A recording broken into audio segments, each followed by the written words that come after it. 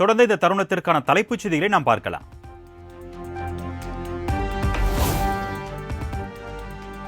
₹35,25,00,000 மதிப்பீட்டில் ஊரக வளர்ச்சி மற்றும் ஊராட்சித்துறை அலுவலர்களின் பயன்பாட்டிற்கு புதிய வாகனங்கள் வழங்கல். முதலமைச்சர் மு.க. ஸ்டாலின் கொடியசைத்து தொடங்கி வைத்தார்.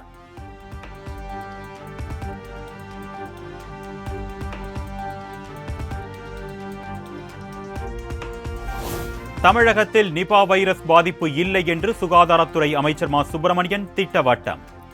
மகப்பேறு இறப்பு விகிதத்தை முழுவதுமாக குறைக்க நடவடிக்கை எடுக்கப்பட்டு வருவதாகவும் தகவல்.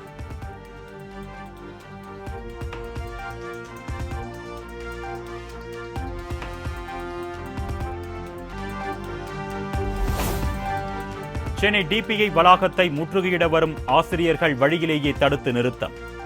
தமிழகம் முழுவதும் இருந்து போராட்டத்தில் பங்கேற்க குவிந்த ஆசிரியர்களை குண்டுக்கட்டாக கைது செய்தது காவல்துறை.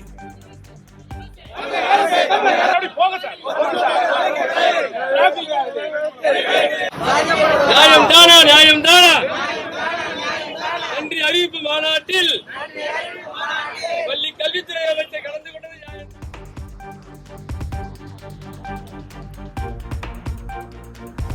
காஞ்சிபுரம் மாநகராட்சி மேயர் மீது நம்பிக்கையில்லா தீர்மானம்.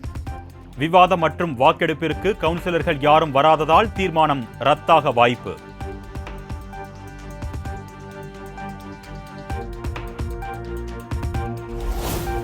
தாம்பரத்தில் 4 கோடி ரூபாய் பணம் பறிமுதல் செய்யப்பட்ட விவகாரத்தில் நகைக்கடை உரிமையாளரிடம் சிபிசிஐடி போலீசார் விசாரணை. நயினார் நாகேந்திரனுக்கு சொந்தமான ப்ளூ டைமண்ட் ஹோட்டலுக்கு பணத்தை கொண்டு வந்து எதற்காக என்று கிடுக்குப்பிடி கேள்வி.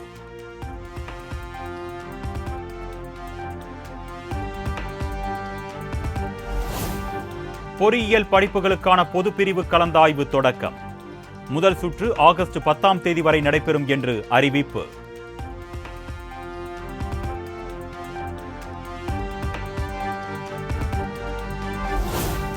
மேட்டூர் அணையில் இருந்து நீர் திறப்பு வினாடிக்கு 12,000 கனஅடியில் இருந்து 16,000 கனஅடியாக அதிகரிப்பு.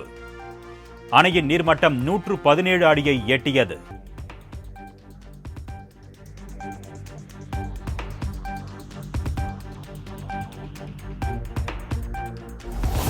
மேட்டூர் அணையில் இருந்து கிழக்கு மற்றும் மேற்கு கால்வாயில் உடனடியாக பாசனத்திற்கு தண்ணீர் திறந்துவிட வேண்டும் என்று எதிர்க்கட்சித் தலைவர் எடப்பாடி பழனிசாமி வலியுறுத்தல். உபரி நீர் கடலில் கலப்பதை தவிர்க்க தமிழ்நாடு அரசு உடனடியாக நடவடிக்கை எடுக்க வேண்டும் என்றும் கோரிக்கை.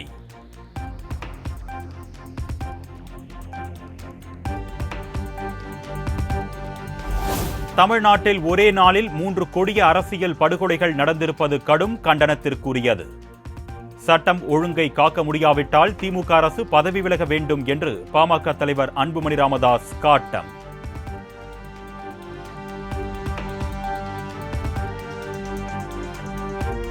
டெல்லியில் பயிற்சி மையத்திற்குள் மழைநீர் புகுந்து மாணவர்கள் பலியான சம்பவம். நீதி கேட்டு கரோல்பாக் பகுதியில் 2வது நாளாக மாணவர்கள் போராட்டம்.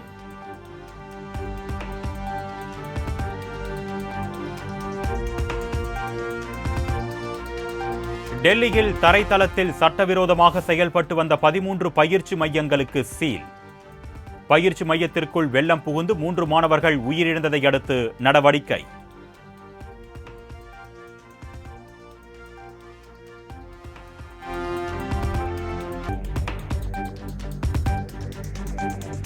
சென்னையில் ஆபரண தங்கத்தின் விலை சவரனுக்கு 400 ரூபாய் குறைவு. ஒரு சவரன் 51,320 ரூபாய்க்கு விற்பனை.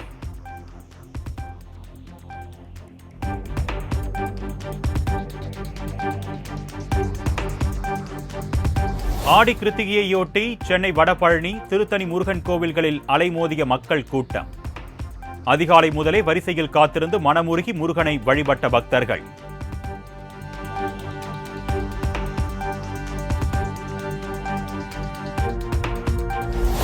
ஒகேனக்கல் காவிரி ஆற்றில் நீர்வரத்து வினாடிக்கு 1,45,000 கனஅடியாக அதிகரிப்பு. தாழ்வான பகுதிகளில் வசிக்கும் மக்கள் பாதுகாப்பான இடங்களுக்கு செல்லுமாறு மாவட்ட ஆட்சியர் அறிவுறுத்தல்.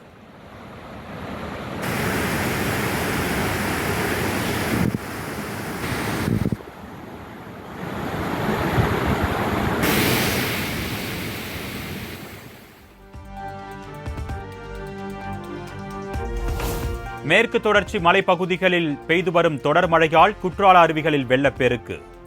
பாதுகாப்பு கருதி அனைத்து அருவிகளிலும் சுற்றுலா பயணிகள் குளிப்பதற்கு 2வது நாளாக தடை நீட்டிப்பு.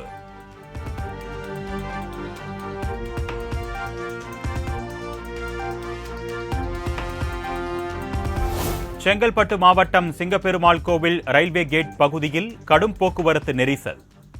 திருவள்ளூரில் இருந்து செங்கல்பட்டு நோக்கி சென்ற அரசு பேருந்து விதிகளை மீறி எதிர் திசையில் சென்றதால் சிரமம்.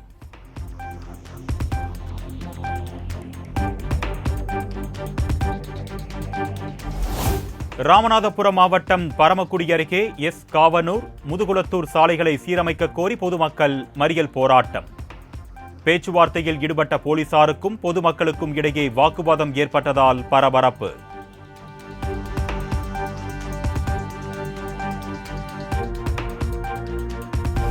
திருவள்ளூர் மாவட்டம் திருவேற்காடு அருகே தனியார் நிறுவன மேலாளர் வீட்டில் 100 சவரன் நகைகள் கொள்ளை. காவல்துறையினர் வழக்கு பதிவு செய்து தீவிர விசாரணை.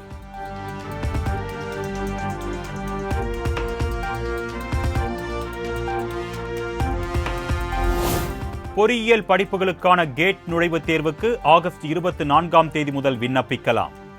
விருப்பமுள்ளவர்கள் செப்டம்பர் 26ஆம் தேதிக்குள் விண்ணப்பிக்க வேண்டும் என்றும் அறிவுறுத்தல்.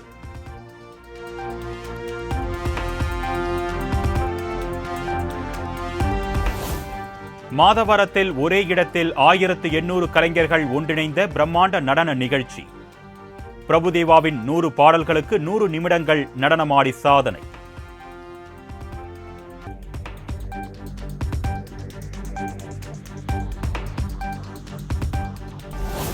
அமெரிக்க அதிபர் தேர்தல் நன்கொடை வசூலில் கமலா ஹாரிஸ் சாதனை.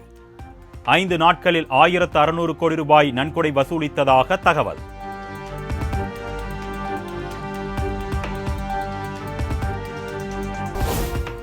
இலங்கைக்கு எதிரான 2வது T20 போட்டியில் இந்திய அணி அபார வெற்றி. 3 போட்டிகள் கொண்ட தொடரை 2-0 என்ற கணக்கில் கைப்பற்றியது இந்தியா.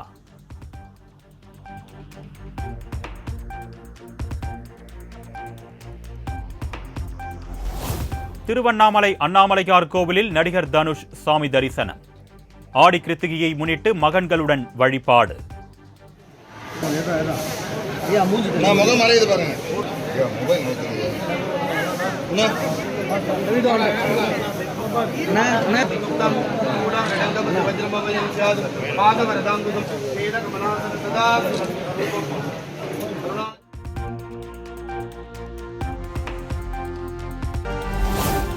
தமிழ்நாட்டில் ஆடி, ரோல்ஸ் ராய்ஸ், போர்ஷே, ஃபெராரி உள்ளிட்ட கார்களின் விற்பனை அதிகரிப்பு.